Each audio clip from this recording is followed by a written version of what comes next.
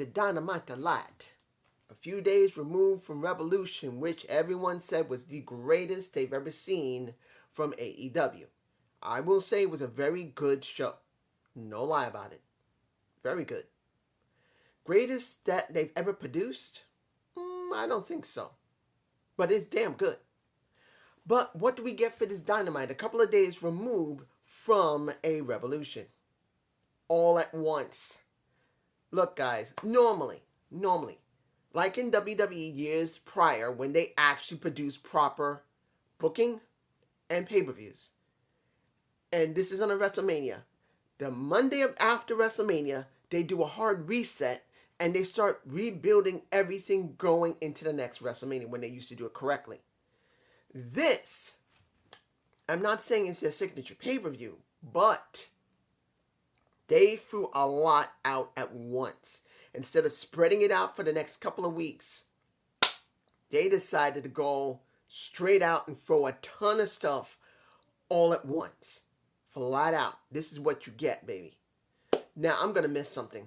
If I do, just tell me below and ask me what I think about it, because I know I'm going to miss something. Because even with all these notes here, and things full. Look at this. If you can even see it. There's so much to talk about. I'm going to miss something. So if you have anything you want me to elaborate on, just leave a comment below and I'll do my best to write it, because I'm dyslexic and I spell bad. I have to rewrite stuff. And there was one person who's dyslexic, it's me. And like I said, don't feel bad, you're dyslexic. I'm dyslexic. I still do my best. Now, we got one of the best segments of the show. Literally. If this was the only thing that happened, the best thing that happened during the show, they would have hit it out of the park just with this. This is the truth. Everything else, there's a lot there. And it felt like it was enough to be overwhelming. Not that I hated it, that it just was so much to be packed into one show. It could have been spread across 2 or 3 shows. This is the truth. But just this alone would have been more than enough for the entire show. The Chris Jericho and Eddie Kingston segment. They open up with Chris, who is well over, still cheered, still loved, still popped for. He comes out and he said, look, I had one of the best matches I've ever had in my career. And one of the best matches that had to be done on Dynamite, on Rampage, or AEW at all. This is the best match I've ever been in. Flat out. And I made a mistake. I should have shown respect to Eddie, but I wasn't there. I made a mistake. He lit something in me so damn big. I didn't realize I was missing something in here. I was. So he called him out. And that's what he did. He called out Eddie. Eddie comes out and he made it very clear. And this is what makes Eddie such a good promoist. The guy is one of the best promoists, if I'm pronouncing it right, there is in the business. He puts his own feelings into it, his own life into it. He said clearly, a lot of people literally, how can I explain this to you guys? The way he made it sound, that he wanted to quit because he believed what Chris said, that he can't win the big one. And he was ready to go and start drinking all over again because he does have unbalanced problems. He has mental problems. But there were people that was telling him, believe, we know you can do it. So he wins that match. He won that match. And when the match was over, he said when he went back to his hotel room and he made it clear to the fans in that arena, 1, some guy, shut the fuck up. 2, this is real. And 3, I did it for you. Next to me crying, I didn't do this for myself. I didn't do it for you, Chris. I did it for them because I inspire people just like you inspire people. It's meant for them. And even though I can't stand you, I respect you. That's what Eddie said to him. And Chris said, you know, you're right. What you said before. And he also said about something was missing. And you get Chris said, you know what? You're right. I made a mistake. I respect you. I have unending respect for you. Please shake my hand. They shake hands. And then we get 2.0. Now, at this moment, I didn't see the heel turn. Great. I expected Eddie and Chris now to be in a tag team. I thought they were going to work together. But the moment that 2.0 came out, started whooping their ass, then Pride and Power, the Santana Ortiz come out. They're fighting. And then, just before Hager comes out, you see Chris with the bat. I think he got it from Ortiz. He cracks Ortiz in the head with it. He beats up on Santana, and then he smacks Eddie Kingston in the face multiple times. Then you get Hager coming out. And he's going, "What are you doing?" He said, "Just nail him." He said, "You can't be serious." But then he turns around and attacks him because of what happened in the last match. He's saying, "Why did you turn in the last match?" If you guys remember, because when it came to Jake Hager, he was saying, "Why did you turn against us? Why are you doing this?" And when you see him freaking out, he's going like, "Why did you turn on us? Why?" It turned him off, from what I can tell, and he turns heel. And everybody in that arena was booing their freaking hearts out. You still can't believe this guy is 51. He'll be 51 this year. I think he's about to turn 51. He's several months younger than me. Around this time, I think another month or so, he should be 51 before I am. So Chris can still turn on a dime and make you love his ass and hate his ass. Flat out, everyone despises him. He calls now his new group because he takes off the Inner Circle shirt and he makes it very clear, "Hey, we're done. Finished." The Jericho Appreciation Society. I believe that's what it is. Is it the, what is it? I think it's appreciation? I think that's what it's called. The Jericho Appreciation Society. The JAS. JAS. I think I'm pronouncing it right. I can't remember. I think it's Appreciation Society. But the point is, 2.0 and Garcia is in this new faction he's created with Jake Hager. Now, what does that mean? If I'm correct, you are now going to see the reemergence of LAX with Eddie Kingston as its lead, which is going to be perfectly fine because you need the proper leader for it. It's not going to be Conan. It's got to be Eddie. I'm just saying. Next, we got the thing that I was shocked. Now I'm going, why? Why did they go there? The AEW title for Paige and, surprisingly, Dante Martin. I didn't expect Dante to be there. Yes, he's rated as number 2. I think it was rated number 1 and number 2. So I can understand it. But now with his brother back, I would have thought that would be dropped and he would go into the tag teams. No, he did a match with Hangman Page, which he did actually quite good for his first try. Now, I want to make this clear. I'm still not totally fond of only high flying. I'm the type that likes a balanced match of mat wrestling, high flying, and psychology.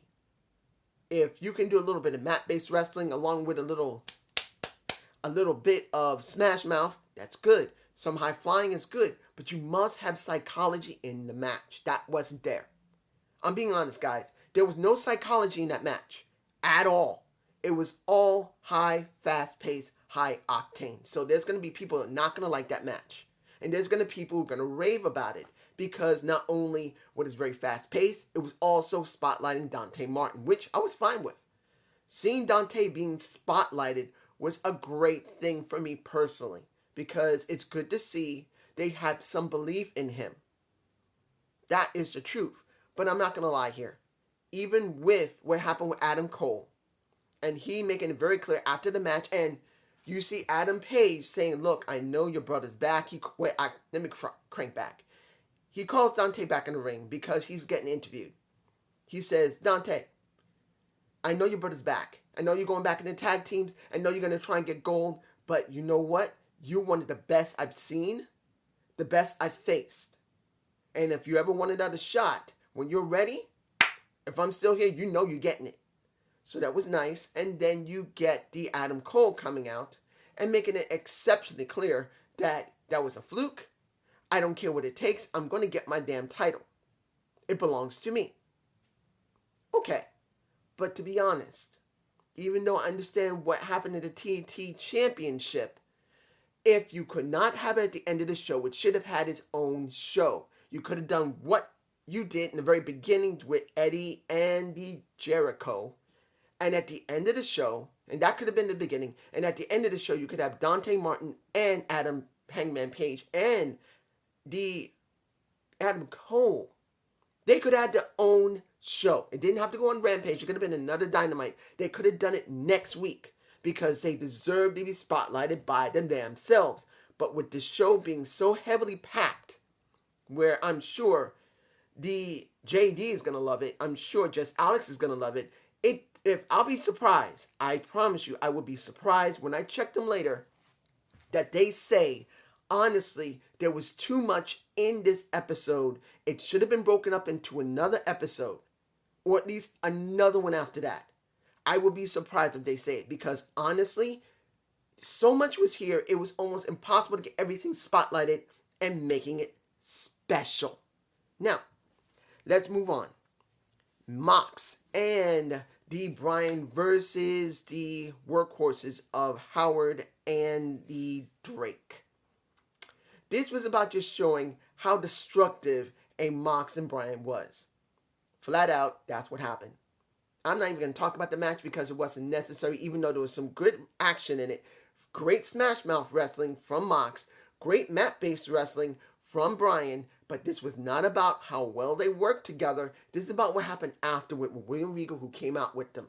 He's in my face. William did a little bit of a story. He made it very clear how important this was. He actually brought his actual self out. William himself said to a Tony Schiavone, you know, I met you 29 years ago. And real talk, when I first came to America, you were one of the first persons I met. And you were there to help me. So I thank you.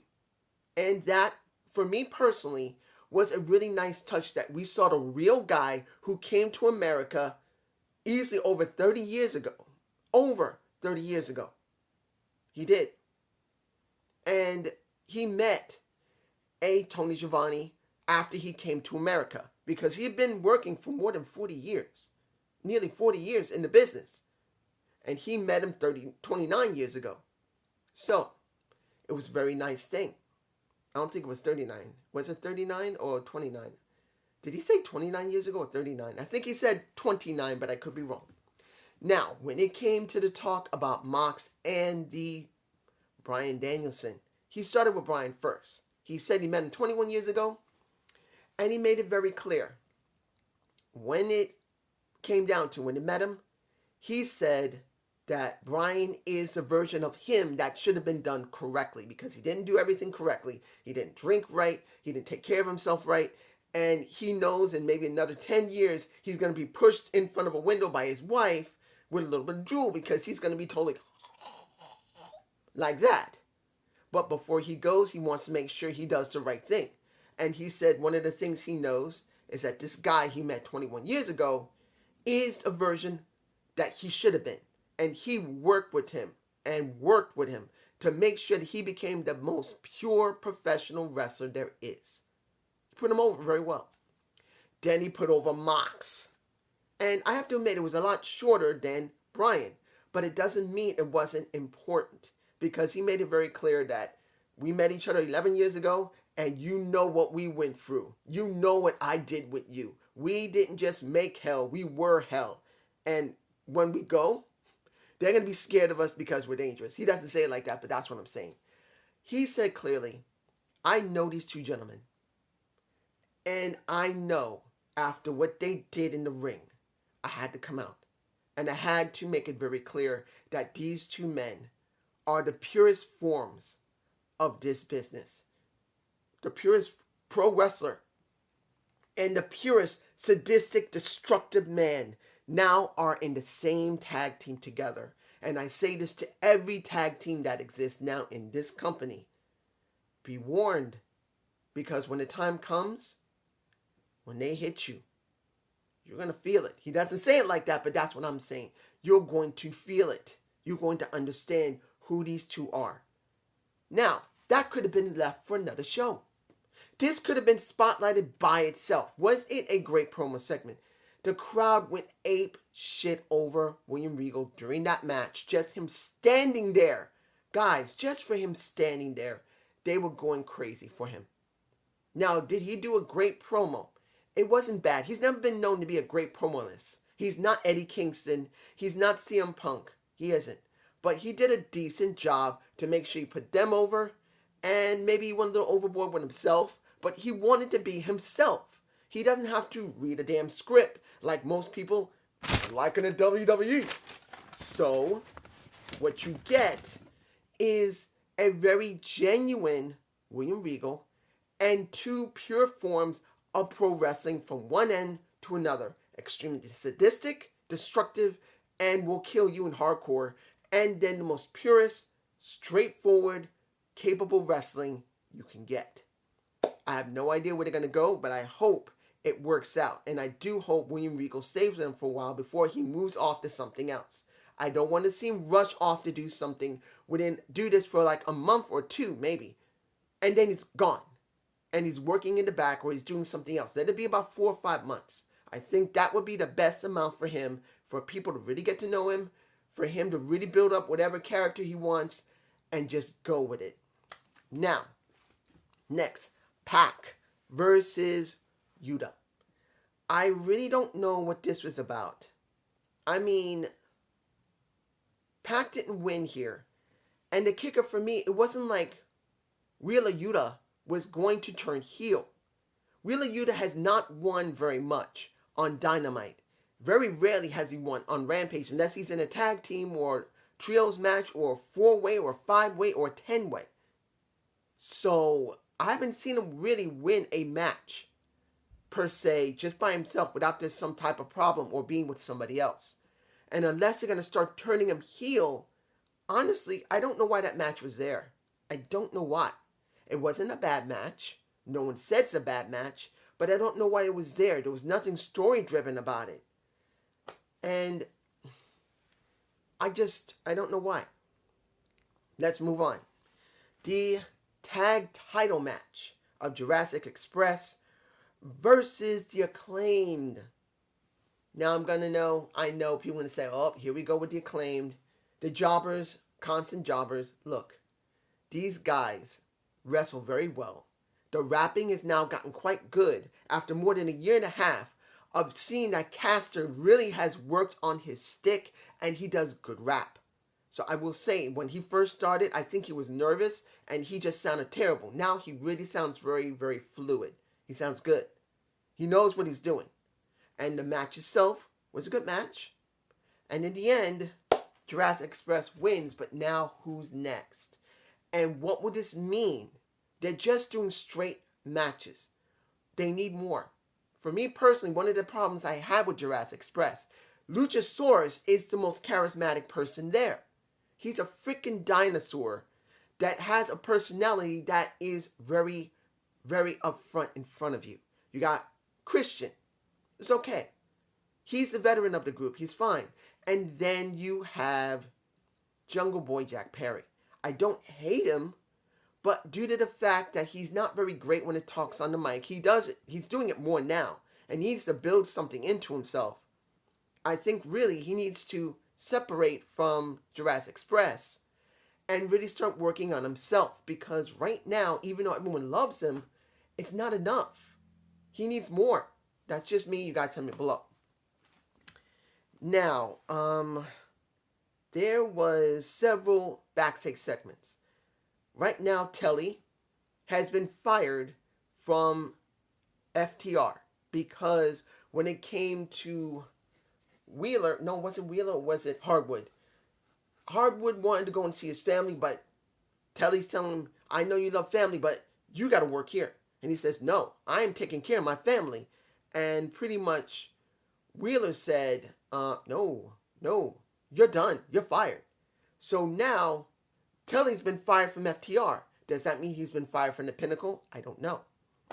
The next one, Dark Order, when it came to Hangman Page. And you can see that Reynolds was not happy about what happened at Revolution when he got shoved back by Hangman Page. He did apologize, but you've noticed that Hangman Page is becoming much more aggressive. He did apologize, but clearly he is not associating that much with Dark Order. And they're being nice to him, but it's obvious that Reynolds is going to have an issue with Hangman Page. And that might mean either he's going to separate from Dark Order, or there's going to still be dissension between Dark Order until the right person comes in to run it other than Evil Uno. That's just me, guys. Something below. Let me see here. What's next? This should have been left for another Dynamite. The Hardy family office with the Andrade Hardy family office. They have their meeting in the ring, and clearly they want to get rid of Matt. Matt is wearing regular clothes, is not wearing a suit, and he says to Andrade, I want to make up for what's going on. And Andrade's saying, where's your suit?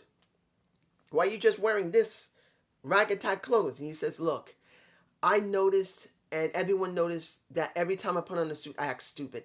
I act crazy. I'm tired of doing it. Look, I want to make sure the Andrade Hardy family office only doing this during this time because he's no longer in it. I want to make sure I do it right. And I want to try and fix this. I know you want to get rid of me, but you're not getting rid of me because my boys behind me, Private Party, are going to stick with me, my kids. You're not voting me out. So let's try to work this out. He's trying. Andrade's going no. His partner says no. Then you see Private Party behind him, and I believe this is one of the few shots I'm going to put in my face. You see they turn on a Matt, they whoop his ass. Sting comes out. Darby Allin comes out to try and help him. They're getting the asses whooped because there's a lot of people there. And then the music hits. And the music that it looks like was a deal maker by WWE, because the music they're using is the music that is from WWE.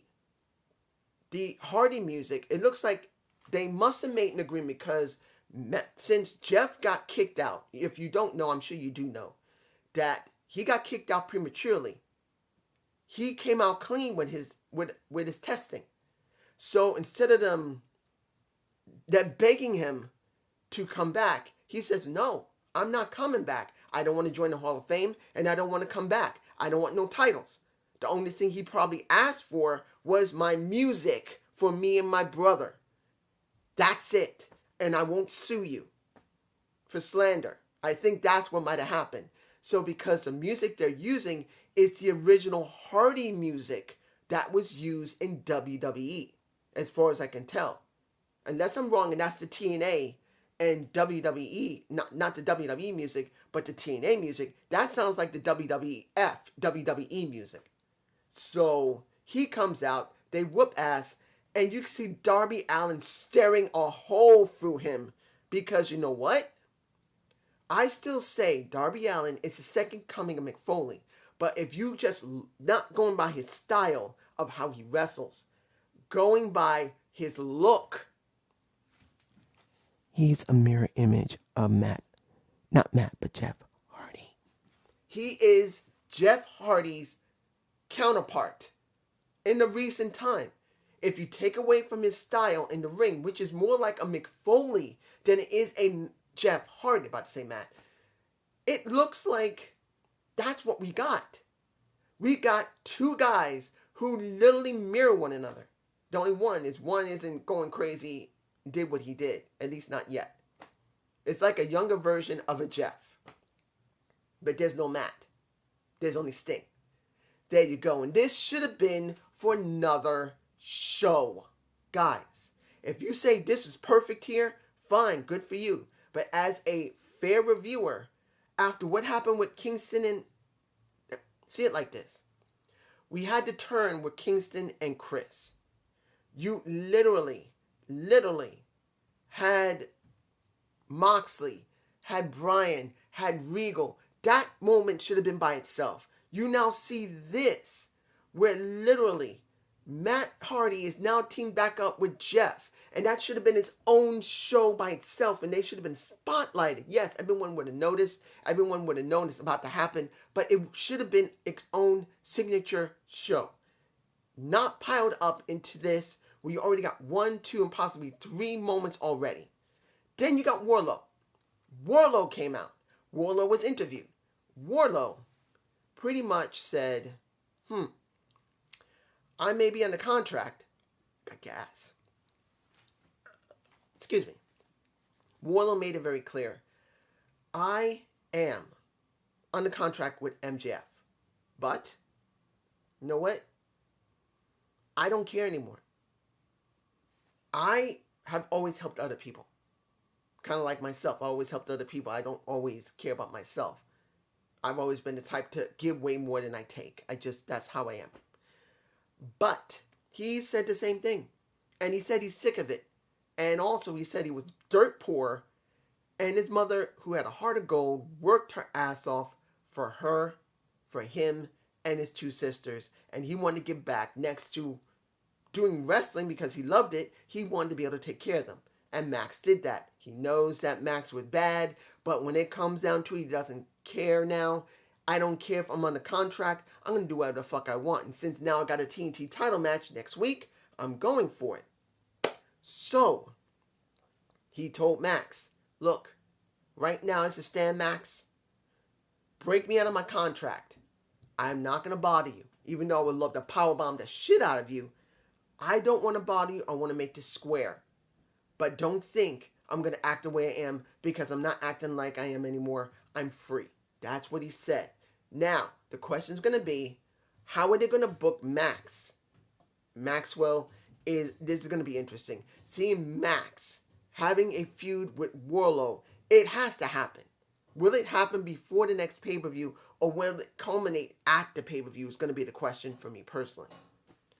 Now, here's where I'm sure people are going to say, dude, it should have happened. It's fine. For me, no.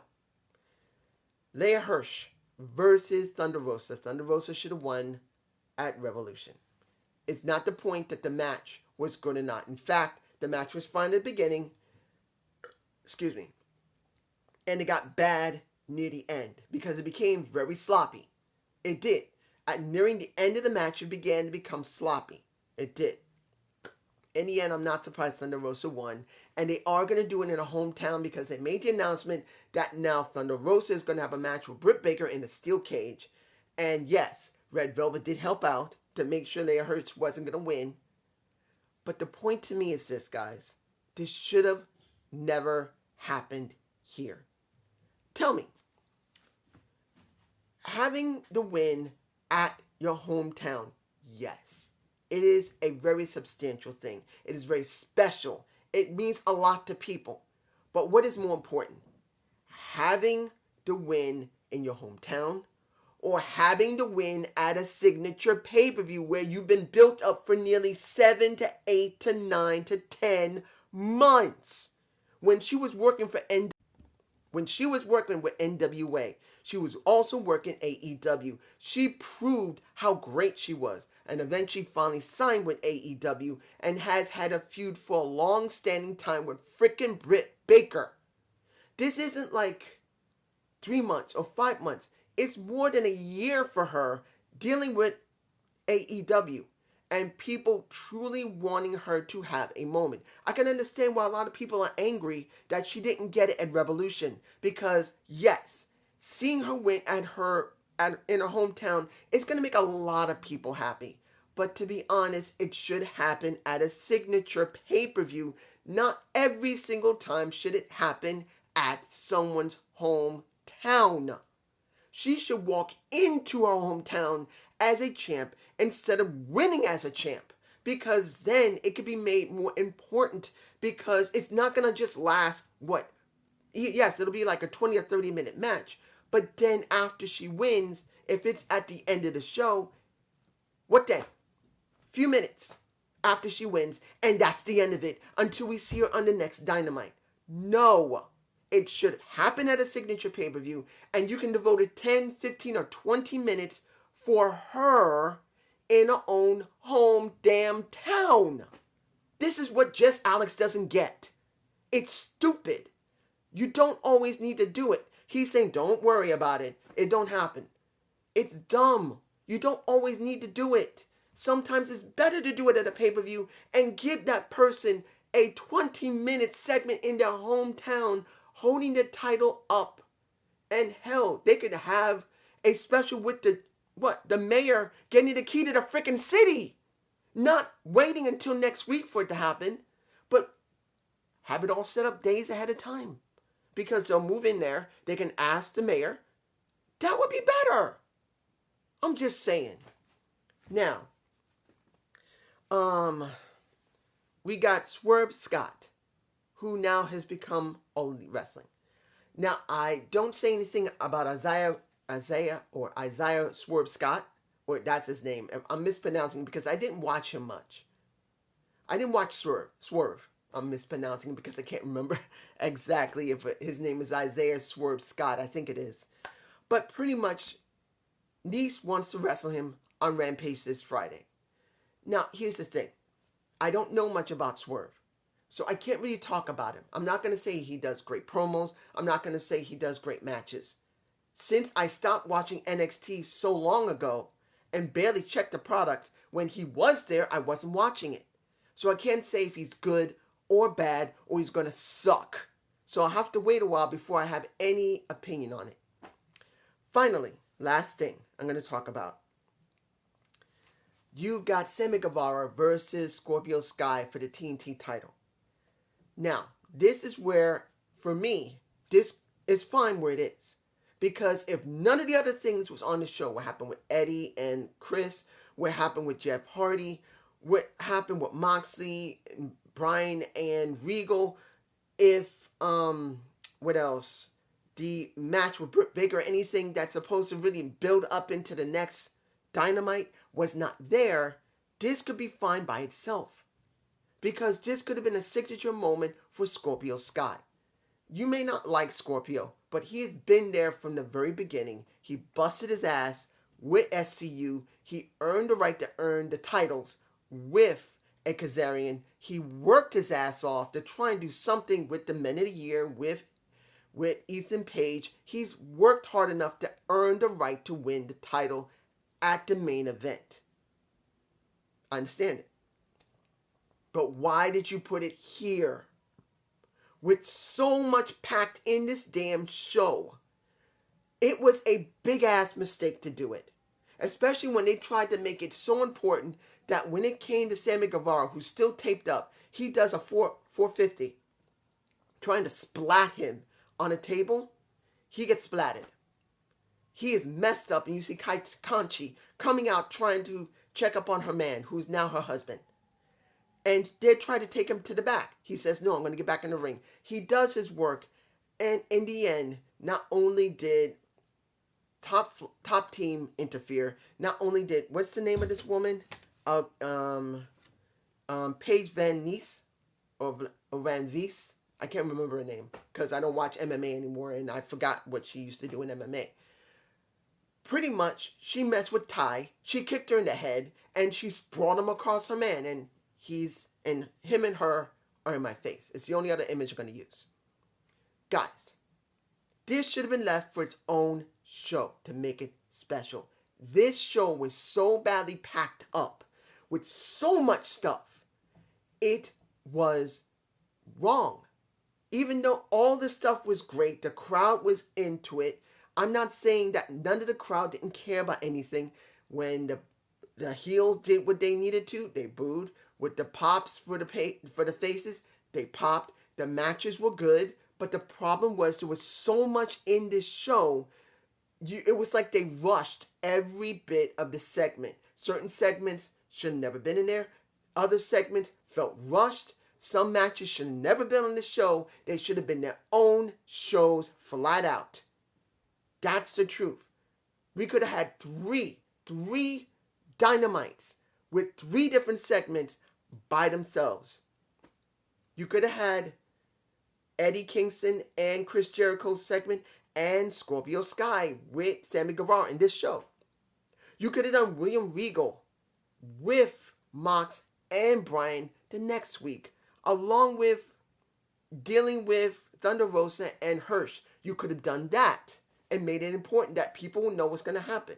I know because of what's going on, that's not possible with her there. I'm just saying if this wasn't had because of where they're going to be going, this feels rushed. They decided before they headed into Texas, they're going to throw everything up normally, take a couple of weeks, all in one show. And it just felt rushed. It doesn't mean it's all bad. It's not. All of it is pretty damn good, but still, it should have been spread across 3 Dynamites. 2 at the most. 2 at the least. 3 at the most. But I'm just saying, and I hope you enjoyed the Zane's View. Please give me, well, not Zane's View, Dynamite Delight. Please give me comments below. Tell me what I missed. You want to ask me some questions. Peace.